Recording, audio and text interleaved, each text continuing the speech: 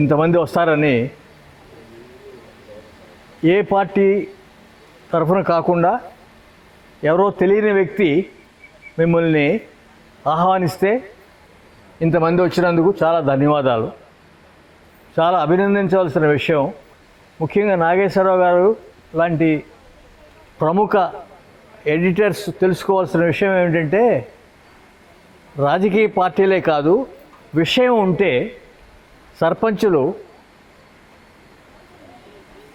వాళ్ళ శక్తిని చూపించగలరు. విషయం ఉండాలి. ఇవాళ విషయం ఏమిటంటే, మన గ్రామాలు ప్రపంచాన్ని ఉర్రూతో ఊగించినటువంటి గ్రామాలు. ఎప్పుడో కాదు, 200 సంవత్సరాల నుంచి 200 సంవత్సరాల కిందట ప్రపంచంలో ఒక వింత ఈ గ్రామాలు.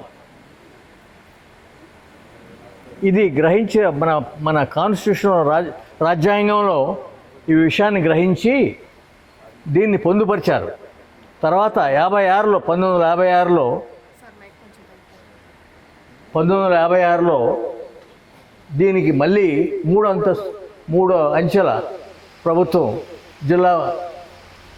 జిల్లా లెవెల్లో పంచాయతీరాజ్ అనే పేరుతో తీసుకొచ్చారు. దాంట్లో ఎన్నో స్కీములు ప్రజా క్షేమానికి ప్రవేశపెట్టారు. ఆ తర్వాత జరిగిన సర్వేక్షణలో గ్రామాలు అభివృద్ధి అనుకున్నంతగా జరగటం లేదన్నటువంటి గ్రహించి 1993లో గ్రామ పంచాయతీలకి కొన్ని అధికారాలు ఇష్టం జరిగింది. మీ అందరికీ తెలుసు విషయం. ఆ తర్వాత 20 సంవత్సరాల తర్వాత సర్వేక్షణలో మళ్ళీ సర్వేక్షణ జరిగినప్పుడు నాలాంటి వాళ్ళు ఇంకెంతో మంది చేశారు దేశంలో. ఆ సర్వేక్షణలో తెలియంది ఏంటంటే, గ్రామాలు క్షీణిస్తున్నాయి కానీ బలపడతలేదు.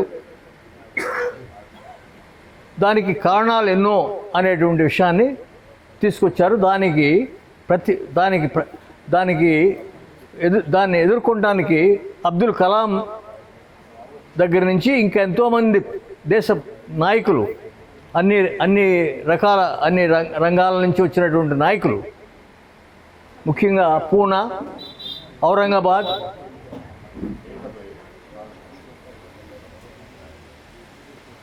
వీళ్ళంతా కూడా రకరకాలైనటువంటి ప్రయత్నాలు చేశారు.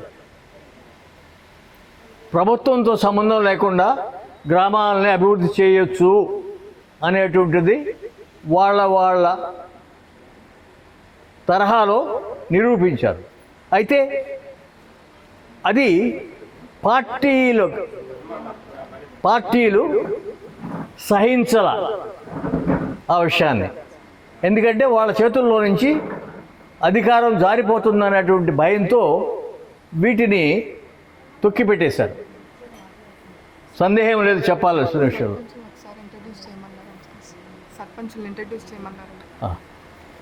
కాబట్టి ఆ తర్వాత మన ప్రధానమంత్రి గారు మోడీ గారు కూడా ఆయన ప్రధానమంత్రి అయినప్పుడు ఆయన తరహాలో ప్రయత్నించారు, సిన్సియర్గానే ప్రయత్నించారు. విశేషత ఏంటంటే, నవ్వుకోవాల్సిన విషయం ఏంటంటే, 2014లో 500 మంది పార్లమెంట్ సభ్యులు మా పార్లమెంట్లో మాకు ఇచ్చేటువంటి పార్లమెంట్ ఫండ్లో నుంచి ఇన్ని కోట్లు ఇస్తాము గ్రామ అభివృద్ధికి అని సంతకాలు చేశారు. 480 మంది పార్లమెంట్ సభ్యులు సంతకాలు చేశారు. 3వ సంవత్సరానికి వచ్చేళ్ళకి అది 120కి తగ్గిపోయింది. 4వ సంవత్సరంలోకి వచ్చేళ్ళకి 75, 5వ సంవత్సరాలకు వచ్చేళ్ళకి ఒక్కరు లేరు. ఏమైనట్టు? ఎందుకని? ఏం జరిగింది?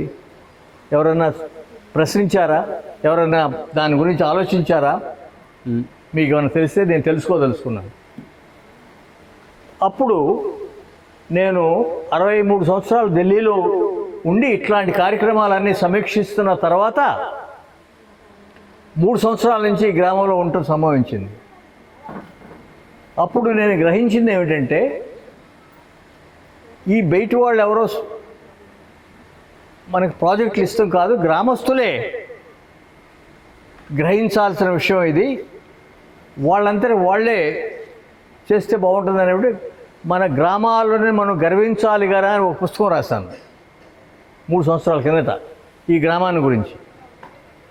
ఈ గ్రామే కాదు, ఈ గ్రామం చుట్టుపక్కల సాయిపురం ప్రెసిడెంట్ గారు ఉన్నారు ఇక్కడ. మీ గ్రామంలో ఉన్నటువంటి గుడి, చెరువు, వాటి బ్యాక్గ్రౌండు, అట్లాగే ఈ చుట్టుపక్కల ఉన్నటువంటి జబ్బర్లపూడి, ఈ చుట్టుపక్కల కొన్ని గ్రామాలు ఎట్లా దుస్థితిని ఎదుర్కొంటున్నాయి కాకుండా వాటి భవిష్యత్తే లేకుండా పోతున్నాయి అనేటువంటిది ఆ పుస్తకంలో రాశాను.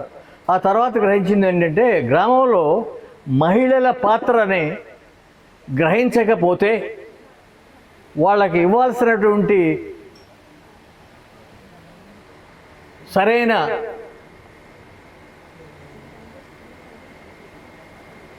వాళ్ళ పంచాయతీలు కానివ్వండి, లేకపోతే ఎన్నికైనటువంటి సొసైటీలు కానివ్వండి, కోఆపరేటివ్ సొసైటీ కానివ్వండి, లేదా పాలకేంద్రంలో కానివ్వండి, రకరకాలైనటువంటి వీటిల్లో వాళ్ళ పాత్ర ఏమాత్రం ఉందనేటువంటిది స్టడీ చేశాను.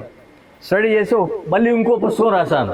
అదేమిటంటే మీకు ఈ పుస్తకాలన్నీ మీకు ఇస్తున్నాయి ఇవాళ, చెప్పడం కాదు. ఆ పుస్తకాలు ఇక్కడే ఉన్నాయి. ఇది కాదండి, ఇది కాదు, ఇది ఈ పుస్తకం ఇస్తున్నాను. ఇది కాకుండా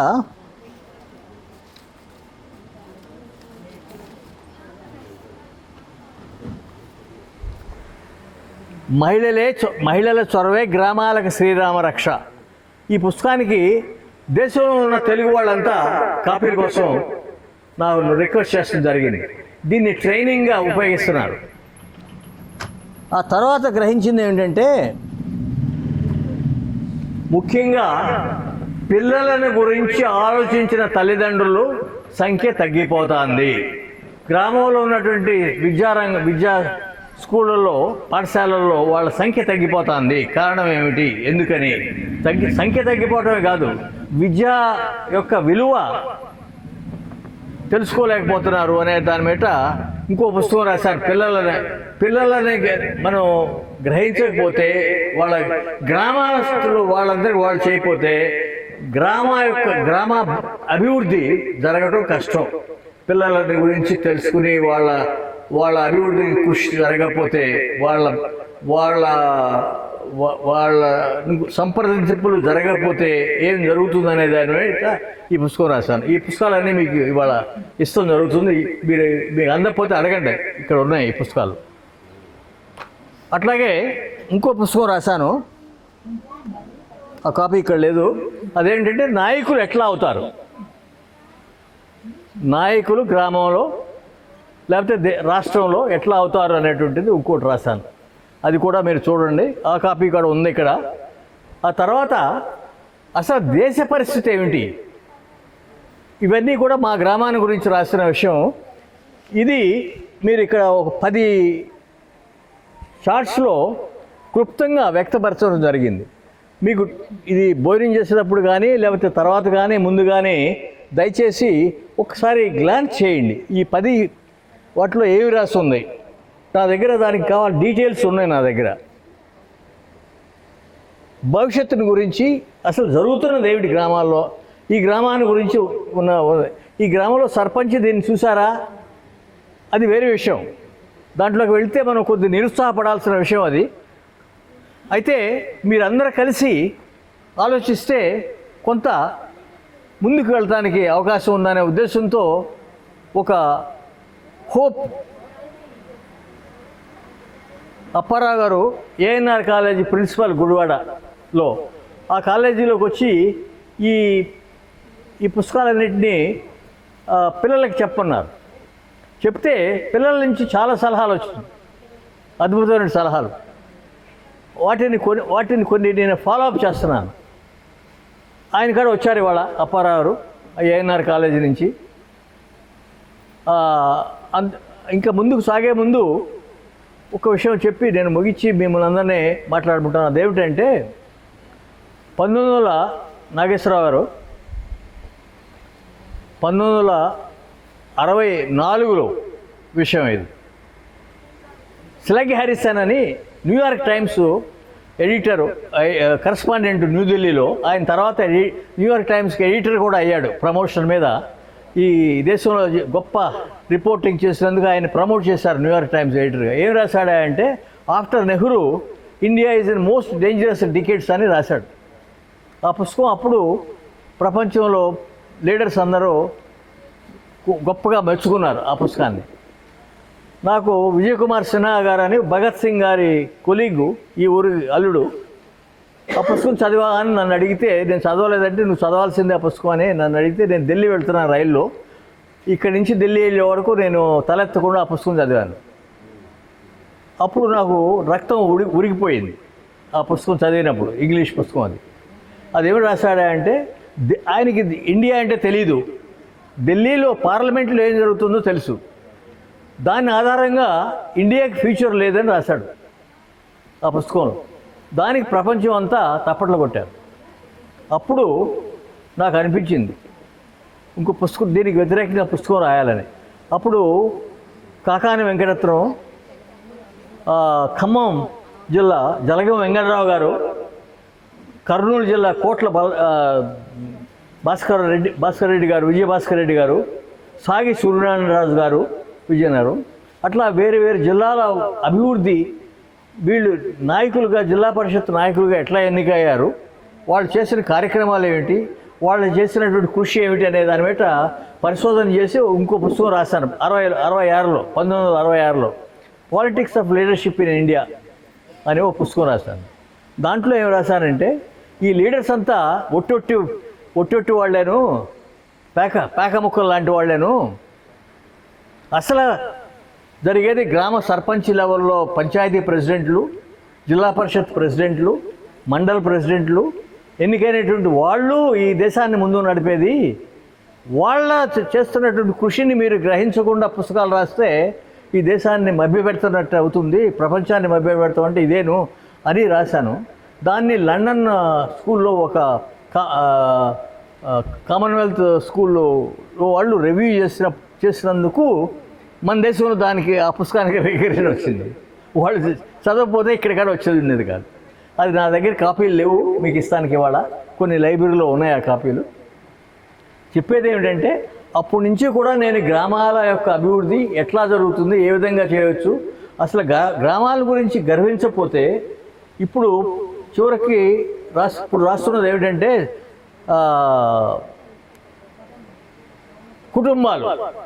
కుటుంబ వ్యవస్థ తీరుతెన్నులు, భవిష్యత్తు వాళ్ళ మీద అదే కదా, దాని మీదే కదా ఆధారపడింది, దాని మీద రాస్తున్నాను. దానికి కూడా ఈ పుస్తకాన్ని పబ్లిష్ చేసి, ఇప్పుడు ప్రస్తుతం ఈరోజు మీ అందరికీ ఇస్తున్నటువంటి కాపీ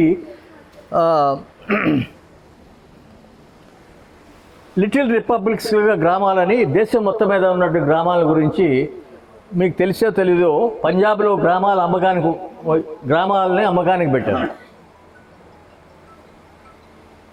పంజాబ్లోనే కాదు, ఇంకా కొన్ని చోట్ల కూడా ఏమిటి అసలు ఏం జరుగుతుంది మరి. ఈ టైంలో సైమల్టేనియస్ ఎలక్షన్స్ అని ఇంకో బాంబు పడింది.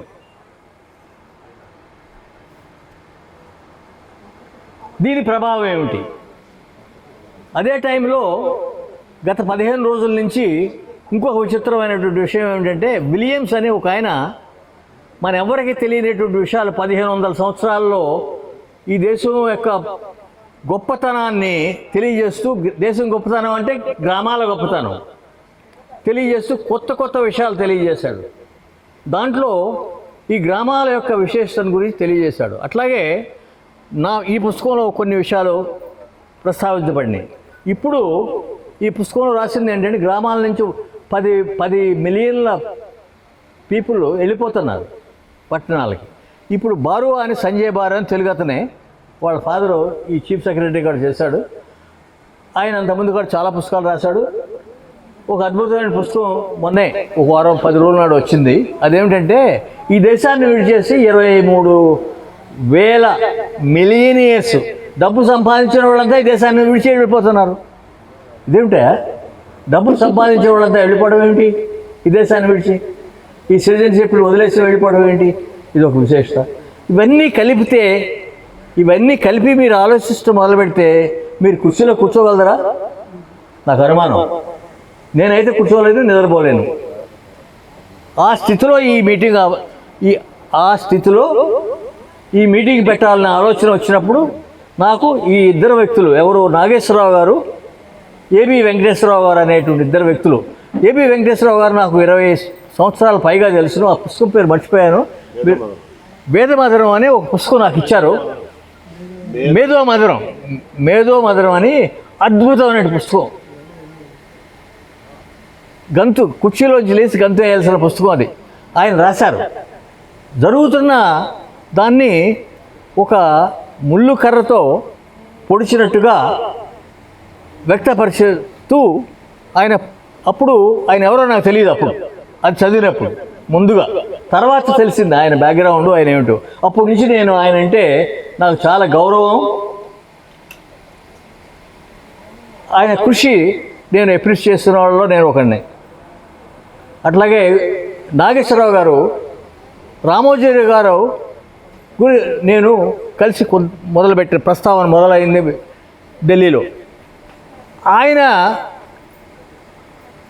ఎన్నిక చేసినటువంటి వ్యక్తుల్లో, గొప్ప వ్యక్తుల్లో ఎం నాగేశ్వరరావు గారు అనే ఆయన ముందు ఈ జర్నలిస్ట్ స్కూల్కి ప్రిన్సిపల్గా గొప్ప ఇనిషియేటివ్ చేశాడు ఆయన. ఆ తర్వాత ఎన్నో వినూత్న కార్యక్రమాలు చేపట్టాడు. అందుకని వాళ్ళిద్దరితో ఈ పుస్తకం అనేది ఒక వంక. నిజంగా చెప్పాలంటే మీ అందరితో నిజంగా చెప్పాల్సిన విషయం ఏంటి, ఇది ఒక వంక. అసలు కారణం ఏంటంటే మన దుస్థితి ఏమిటి, మన భవిష్యత్తు ఏమిటి, మన గ్రామాలు ఏ డైరెక్షన్లో వెళ్తున్నాయి, ఎందుకు ఎవరికి అసలు ఏమి కదిలినట్టు లేరు, ఎవరికి పట్టినట్టు లేరు, ఏమిటి తెలియక అయోమయంలో ఉన్నారా, లేకపోతే ఏమన్నా మందు చల్లారా వీళ్ళ మీద, మందు చల్లిన పెన్నులాగా ఎందుకు అయిపోయారు అనేటువంటిది ఆలోచిస్తూ మొదలు పెడితే నాకు సమాధానం దొరకట్లేదు. అప్పుడు వీళ్ళిద్దరితో మాట్లాడితే ఏమన్నా సమాధానం దొరుకుతుందా, ఒక మార్గం ఏమైనా ఆలోచించవచ్చా అనేటువంటి దాంతో ఇది మొదలుపెట్టడం. అయితే ఈ ముందుకు వెళ్ళబోయే ముందు ఒక చిన్న రిక్వెస్ట్ మీ అందరితో. మీరు ఒకళ్ళు వచ్చి మీరు ఏ గ్రామానికి సర్పంచి, మీరు చేస్తున్న ముఖ్య కార్యక్రమాలు మీ పేరుతో ఇంట్రడ్యూస్ చేసుకుని కాపీ తీసుకుని ఈ కొత్త పుస్తకాన్ని, పాత పుస్తకాలు అక్కడ ఇస్తారు, కొత్త పుస్తకాన్ని ఇక్కడ తీసుకుని మీరు వీళ్ళ ద్వారా అది చేసే ముందు నాగేశ్వరరావు గారిని ఈ పుస్తకాన్ని రిలీజ్ చేయమని కోరుతున్నా. రిలీజ్ చేసి